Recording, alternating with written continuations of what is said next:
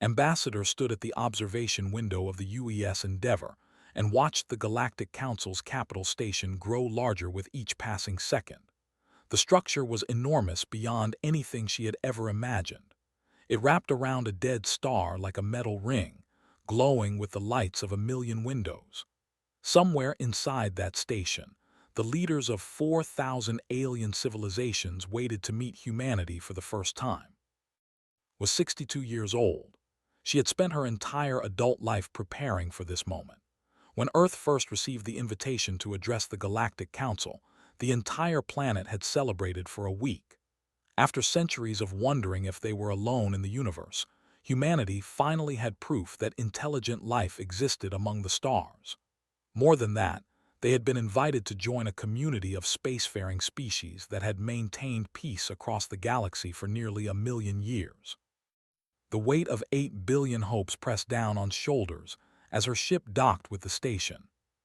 Her delegation consisted of 12 people: scientists, diplomats, cultural experts, and military advisors. They had spent months preparing their presentation. They would show the Council everything humanity had accomplished. Their 12 colony worlds, their fusion-powered ships that could travel at 30% of the speed of light, their art, their music, their history of overcoming impossible odds. Believed it would be enough. She believed the Council would see humanity's potential. She was wrong. The Council chamber was a vast circular room that seemed to stretch upward forever. Thousands of alien delegates filled the rising seats, their forms so strange and varied that mind struggled to process what she was seeing. Crystalline beings that sparkled under the lights, massive creatures with dozens of eyes, floating clouds of gas that pulsed with bioluminescent colors, tentacled horrors that somehow radiated intelligence, beings of pure light that hurt to look at directly. At the center of it all, hovering above a raised platform, was High Arbiter. He was the oldest member of the Council, a being of pure energy who had guided galactic civilization for 50,000 years. His form shifted constantly, like flames trapped in a vaguely humanoid shape. Approached the speaking platform with her head held high. The translation device in her ear converted the alien languages into words she could understand, and her own words would be translated for them. She began her presentation. She spoke of Earth's history, of how humanity had risen from caves to starships in the blink of a cosmic eye. She showed images of their colony worlds, their space stations, their achievements in science and art. She spoke of humanity's dream to join the galactic community and contribute to its future. When she finished, silence filled the chamber. Then the laughter began. It started with the delegation. The crystalline beings made a sound like breaking glass, their bodies vibrating with amusement. The sound spread through the chamber like a wave. The eye buzzed and clicked. The gas cloud pulsed with colors that's translator identified as mockery. Even the humanoid, who looked almost like blue-skinned humans, covered their faces and shook with barely contained laughter. Stood frozen on the platform as 4,000 civilizations laughed at everything humanity had ever accomplished. The representative rose from his seat. His body was made of purple crystal, and his voice rang out like struck bells. 300 years of space travel, he said, still trembling with amusement. 300 years, and they present this to us as achievement. We were crossing galaxies when their ancestors were learning to make fire. The eye delegate spoke next, her mandibles clicking rapidly. 12 colony worlds, how precious. My species colonized 12 worlds in our first decade of expansion. These creatures are larvae playing at civilization. One by one, the delegates offered their assessment. Humanity's fastest ships were slower than Council cargo vessels. Their weapons were toys. Their understanding of physics was primitive. Their entire civilization was younger than some of the buildings on the Council station. Tried to speak, to defend her people, but her voice was drowned out by the noise. Finally, High Arbiter raised a tendril of energy, and silence fell instantly. His voice filled the chamber, ancient and weary. The Council has reached a decision regarding the human petition for membership. His heart pounded in her chest. Humanity is granted observer status. A fresh wave of amusement rippled through the chamber. Did not understand. She looked to her advisors, who had gone pale. Her assistant whispered the explanation. Observer status was the lowest possible classification. It was given to species that had not yet developed true intelligence. It was given to civilizations that had failed and collapsed. It meant humanity could not vote, could not trade, could not travel beyond their own solar system without an escort from a superior species. It meant they were not considered people. Found her voice at last. High Arbiter, please. Humanity has so much to offer. If you would just give us a chance to prove ourselves. His form flickered with what might have been pity. Return in 1,000 years, small ones. Perhaps then you will have something worth observing. This council has stood for 1,000,000 years. We have seen countless young species rise and fall. You are not special. You are not remarkable. You are simply early. The dismissal was absolute. The chamber began to empty as delegates filed out, already forgetting about the primitive creatures who had wasted their time. Stood alone on the platform for a long moment. Her delegation waited near the exit, their faces showing shock and shame. Everything they had worked for, everything they had hoped for, had been crushed in a single afternoon. But as walked back to her ship, something changed inside her. The shock faded. The shame burned away. What replaced it was something harder, something colder, something that human beings had carried in their hearts since the first of their kind looked up at the stars and refused to accept that they were small. She gathered her delegation in the Endeavor's conference room as the ship undocked from the council station. "They think we are nothing," said quietly. "They think we will accept this. They think we will wait 1,000 years for permission to exist." Her assistant spoke carefully. "Ambassador, what can we do? They have technology we cannot even understand. They have been spacefaring for longer than our species has existed." Looked out the window at the massive station shrinking behind them. Her eyes were hard. "They have been doing things the same way for 1,000,000 years," she said. "They have forgotten what it means to struggle. They have forgotten what it means to be hungry, to be desperate, to have everything to prove and nothing to lose." She turned back to her delegation.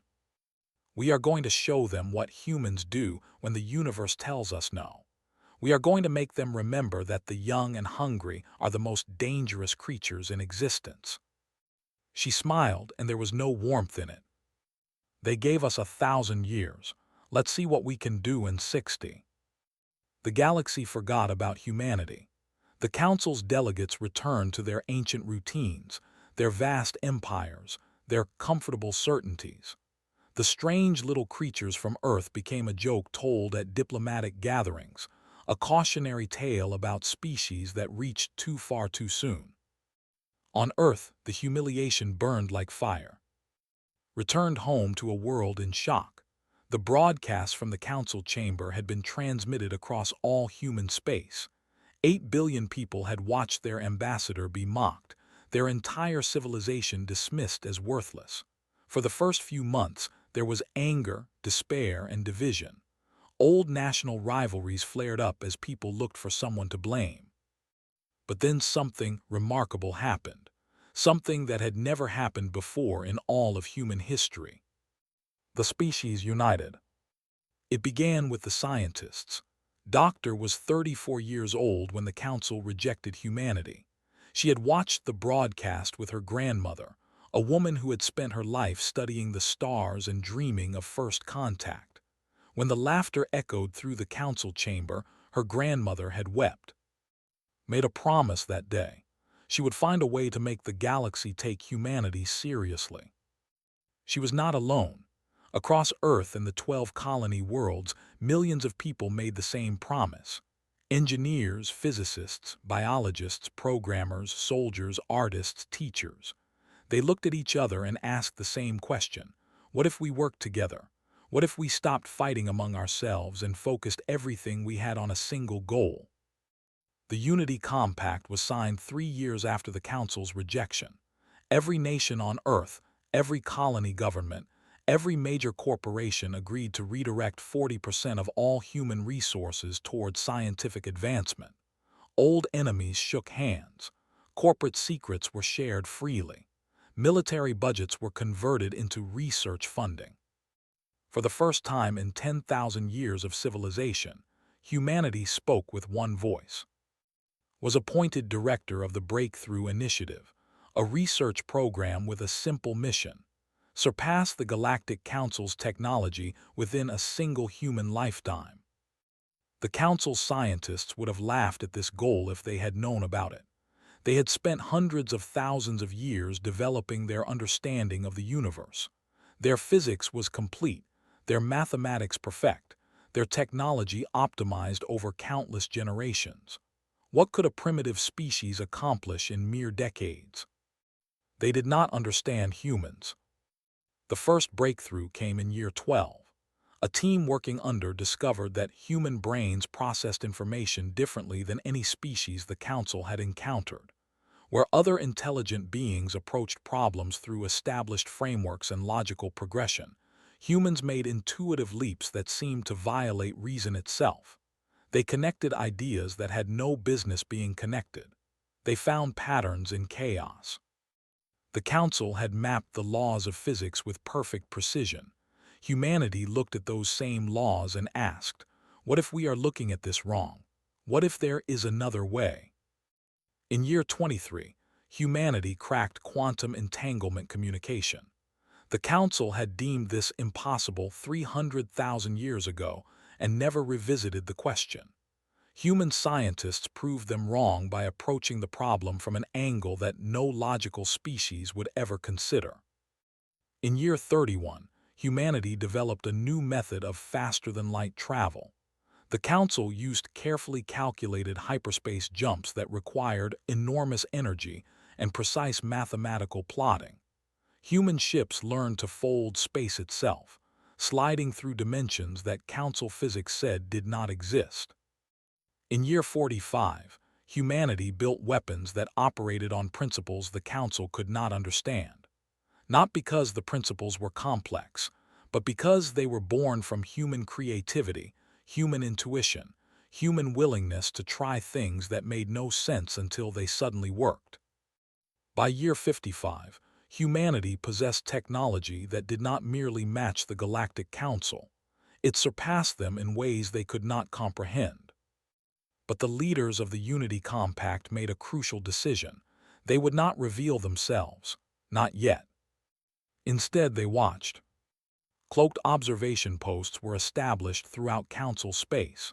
Human agents, disguised with advanced technology, walked among the alien civilizations and learned their secrets.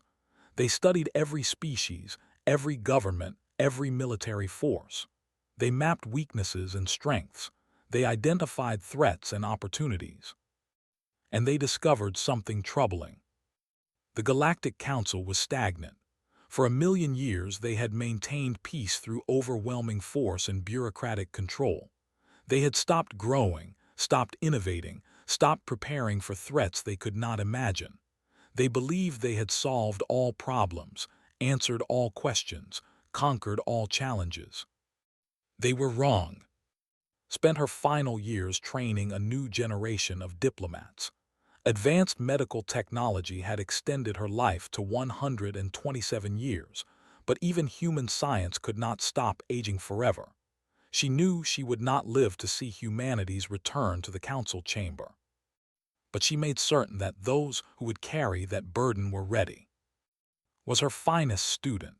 He had been born 30 years after the Council's rejection, raised in a world that had transformed itself through unity and purpose. He had never known the old divisions, the old hatreds, the old limitations.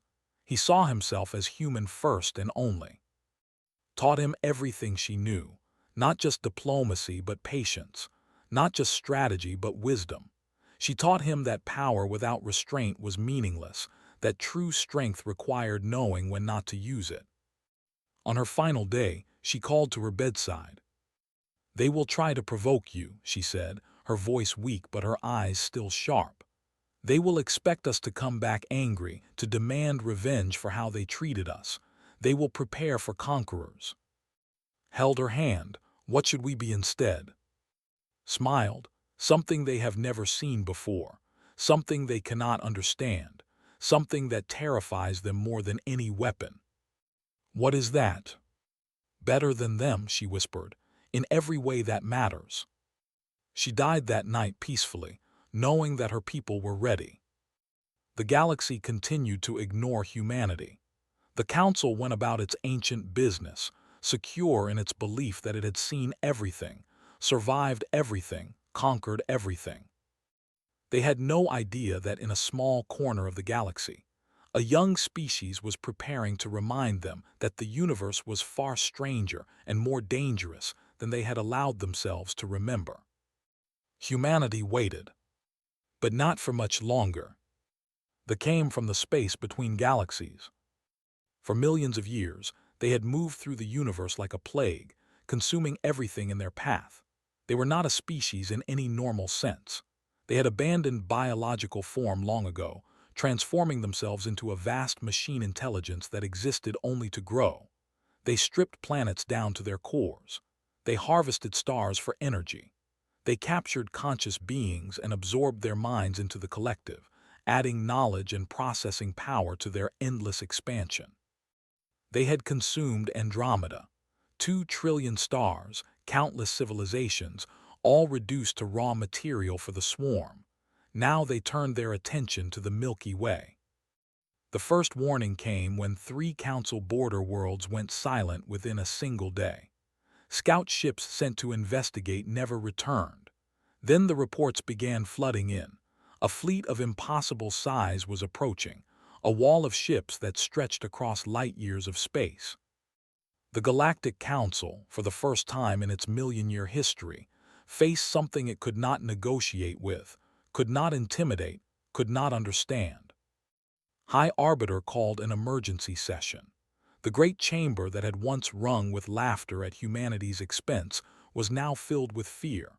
Delegates screamed at each other in 1,000 languages.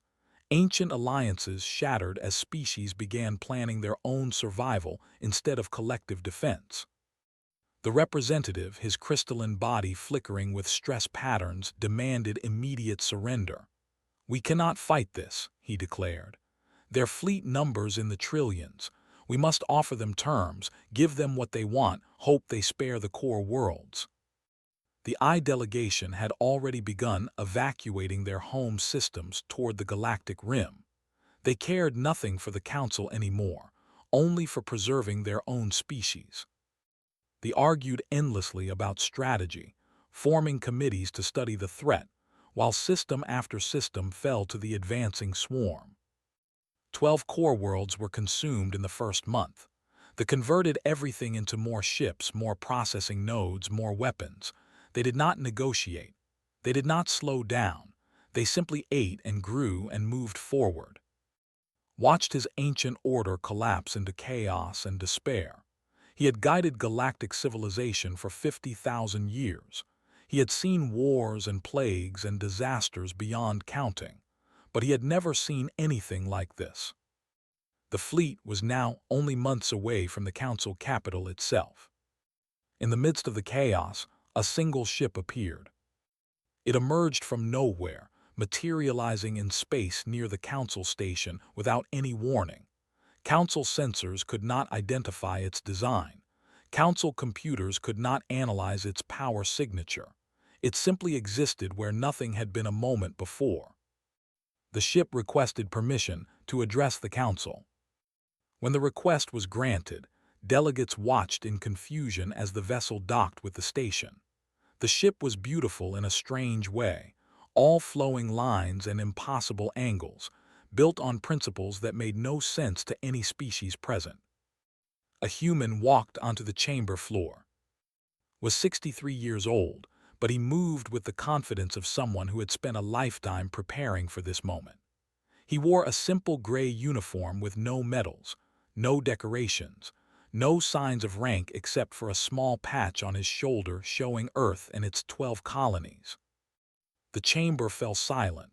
Many delegates did not even recognize what he was. Humanity had been forgotten, dismissed, erased from galactic memory. But High Arbiter remembered. "Humans," the ancient being said, his energy form flickering with surprise. "You return now, in our darkest hour." Stood in the center of the chamber, exactly where had stood 60 years before. He looked up at the thousands of delegates, saw the fear in their alien faces, and felt nothing but calm. "We have been watching," he said simply. "We have seen the coming for years. We have studied them. We know how they fight, how they think, how they can be defeated." A ripple of disbelief passed through the chamber. The Eye representative made a sound of contempt. "Defeated? They cannot be defeated. They have consumed an entire galaxy. What could your primitive species possibly offer?" Did not react to the insult. "We offer you a choice." He raised his hand, and a holographic display appeared above the chamber floor. It showed the fleet, a swarm of darkness moving steadily toward the council capital. Then it showed something else, a much smaller fleet, only 200 ships, waiting in the space beyond council territory. "Humanity will fight said. "We will destroy their fleet and end their threat to this galaxy." The chamber erupted, raised a tendril of energy for silence, but it took several minutes for the noise to die down. "You have 200 ships," the representative said slowly. "They have trillions. This is not courage, this is suicide." "Perhaps," acknowledged, "but it is our suicide to choose. We ask only one thing in return." The chamber waited. Full council membership. A formal apology for how humanity was treated 60 years ago. "Not because we need your approval, but because we want you to remember this moment when you wonder whether to dismiss the next young species that comes to your doors." The outrage that followed was immediate and intense. The shattered pieces of his own body in fury. The delegation stormed out in protest. Even species that had never interacted with humanity found the demand offensive. "You would bargain," a cloud pulsed with angry colors. "You would make demands while civilization burns. This is blackmail." Remained completely calm. "It is a transaction. We have something you need. You have something we want. That is how civilizations interact. You taught us that 60 years ago." High Arbiter moved closer to the human, his ancient form studying this strange creature. "Your predecessor stood in this very spot and begged us for acceptance. We refused. We mocked her. And now you return and offer to save us. Why?" Looked up at the being who had dismissed his people as worthless. "Because we are human. When we see people in danger, we help them, even when those people have hurt us, even when they do not deserve it." He paused. "Also because we are going to win. And we want you to see what you dismissed as primitive. We want you to understand exactly how wrong you were." Was silent for a long moment. Then he asked the only question that mattered. "Can you actually defeat them?" Smiled. It was the first genuine human smile the council had ever seen, and something about it made even ancient beings feel a chill. "Watch us." The human fleet emerged from folded space like ghosts stepping out of shadow. 200 ships arranged themselves in a formation that made no military sense to the council observers watching from safe distance. They did not form defensive lines. They did not create overlapping fields of fire. They simply spread out across the void in what appeared to be random patterns, tiny sparks of light against the endless darkness. Facing them was the Armada. The council had called it a fleet, but that word was inadequate. The presence was more like a wall, a barrier of metal and malice that stretched across the space between stars. Trillions of vessels moved in perfect coordination, each one connected to the vast machine intelligence that guided them all. They had consumed an entire galaxy. They had never known defeat. Admiral Sarah stood on the bridge of the UES Defiance and studied the enemy on her tactical display. She was 51 years old, born and raised on the colony world of New Nairobi. She had spent 30 years preparing for this moment, training in simulations that grew more complex with each passing year, studying the through cloaked observation drones that humanity had placed throughout their territory. She knew this enemy. She knew how they thought, how they adapted, how they processed information, and she knew their weakness. They believed themselves invincible because they had always been invincible. Their strategies had worked for millions of years against thousands of civilizations. They approached each new enemy the same way: overwhelming force, perfect coordination, endless adaptation. They would analyze human tactics, adjust their response, and crush this insignificant resistance like they had crushed every other. But humanity did not fight like other species. "All ships," Sarah said quietly, "begin the dance." The human fleet moved. To the council observers, to anyone watching through conventional sensors, what happened next made no sense. Human ships did not engage in combat. They flickered, appearing and disappearing, jumping through folded space in patterns that seemed completely random. They struck at the edges of the formation, fired weapons that did nothing visible, and vanished before the swarm could respond. The intelligence processed this behavior and found no logic in it. Human ships were not causing significant damage. They were not protecting anything. They were simply moving, striking, disappearing, moving again. The machine mind categorized this as desperation, the thrashing of a dying creature. It continued its advance toward the council capital. Then the ships began to malfunction. It started slowly. Individual vessels lost connection with the collective mind. Processing nodes went dark. Coordination began to fragment. The intelligence ran diagnostics and found something impossible. Human weapons were not destroying their ships. They were corrupting them. Each strike carried a payload that infected the network, spreading through their shared consciousness like a virus. They had never encountered this kind of warfare.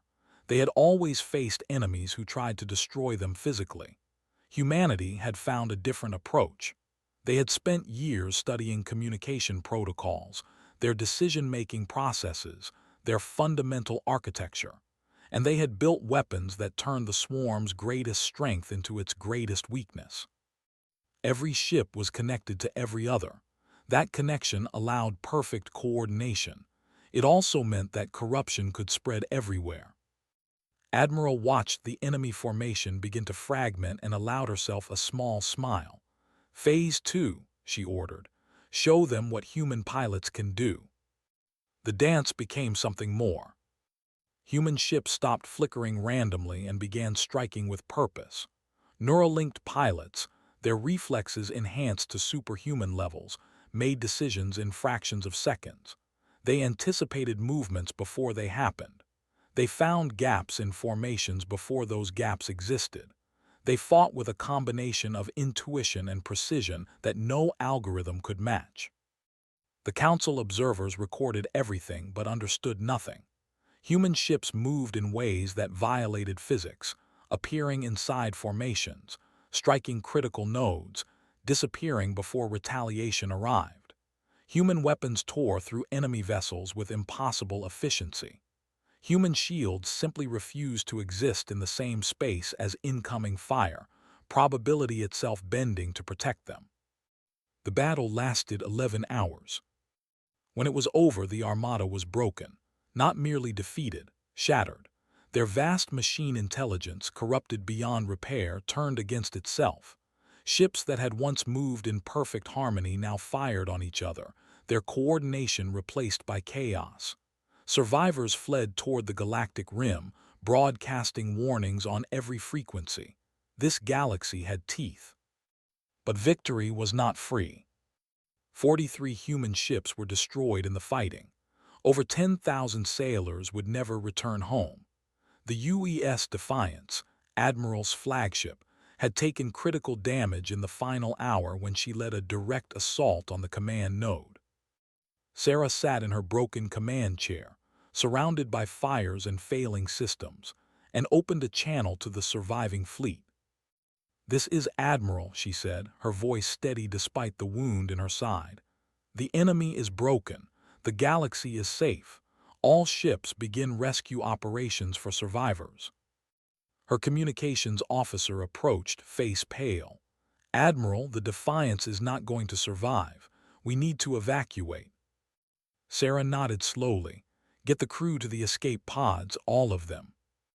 Admiral, you need to come too. She looked at the young officer and smiled. Someone needs to keep the ship stable while the pods launch. The Defiance has a few minutes left in her.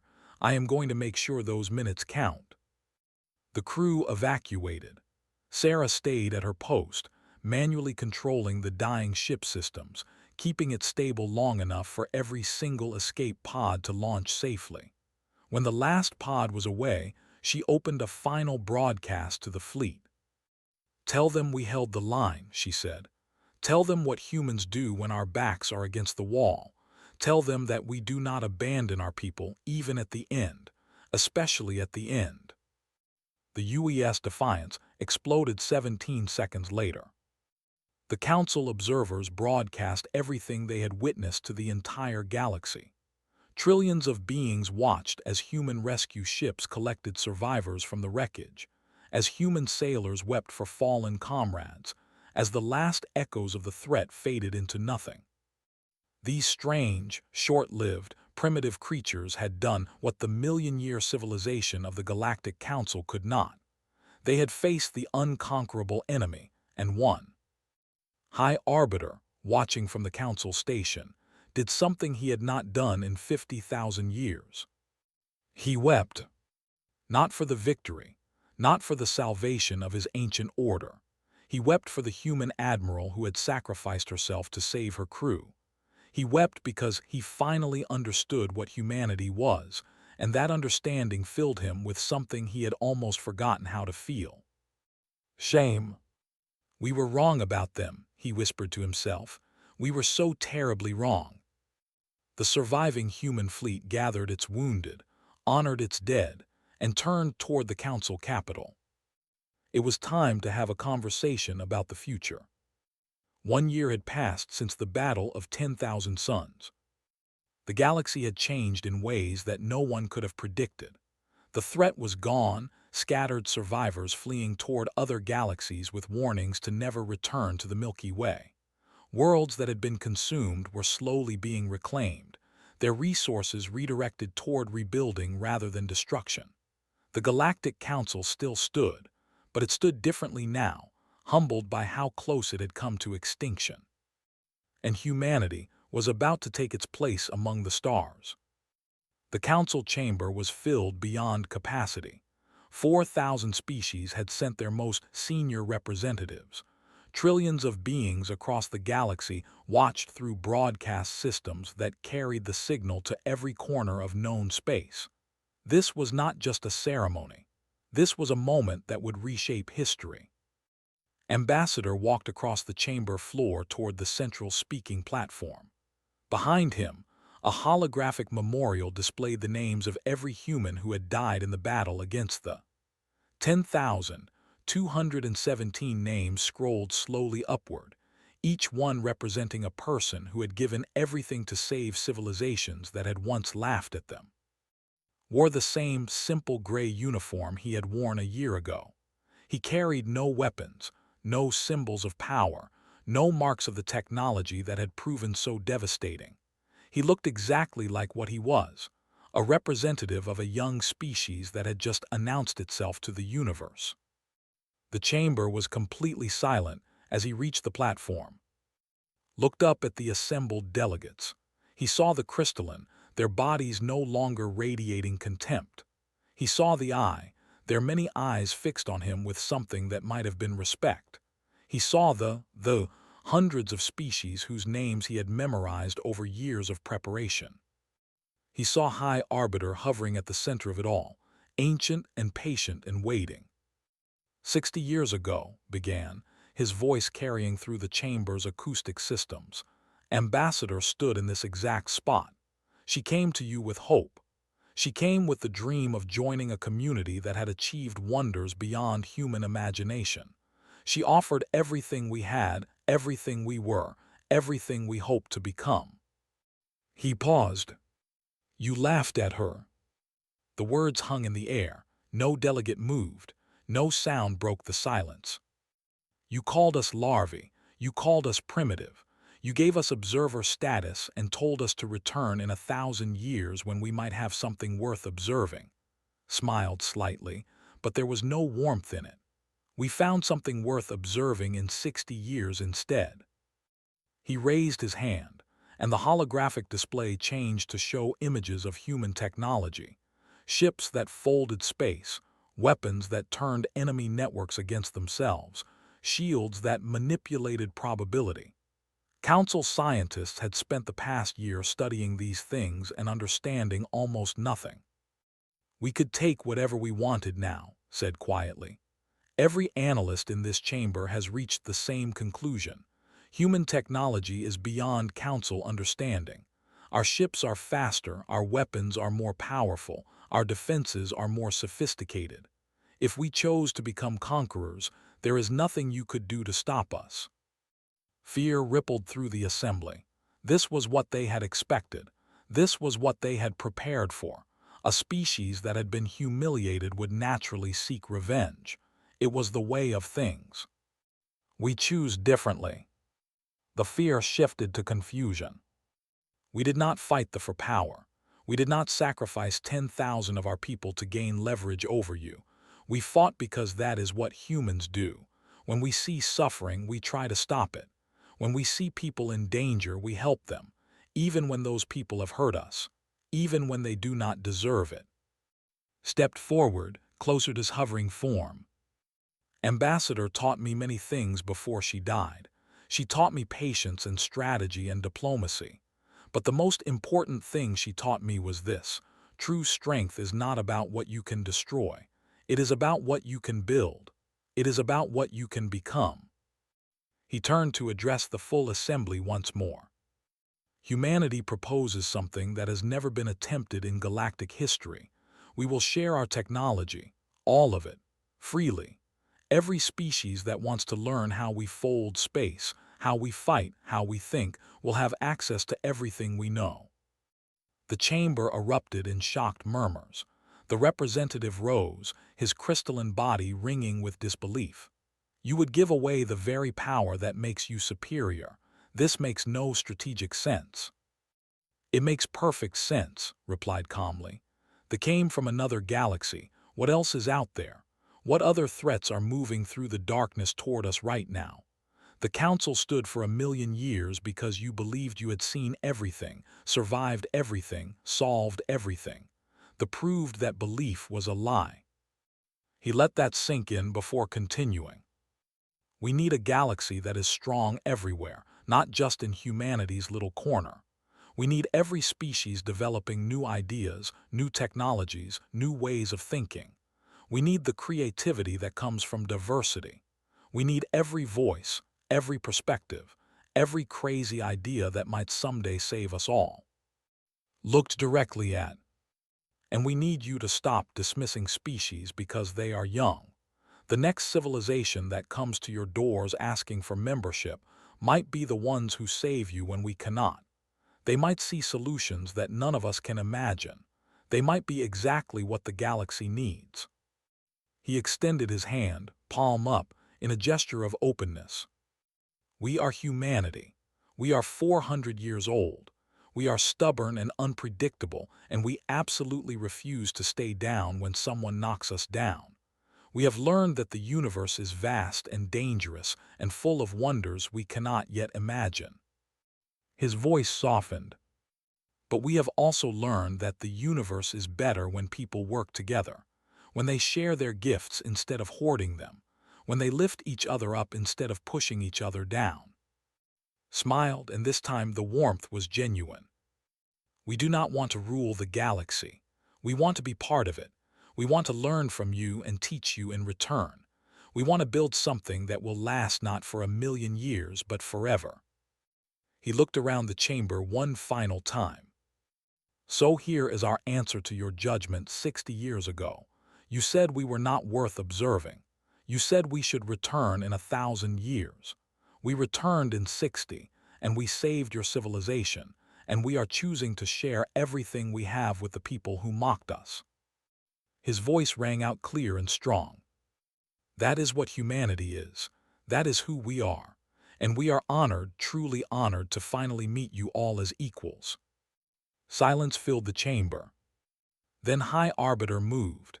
His ancient form of pure energy drifted down from his platform until he was level with the human ambassador. Slowly, carefully, he extended a tendril of light toward. It was a gesture the council had never seen make, a gesture of respect between equals.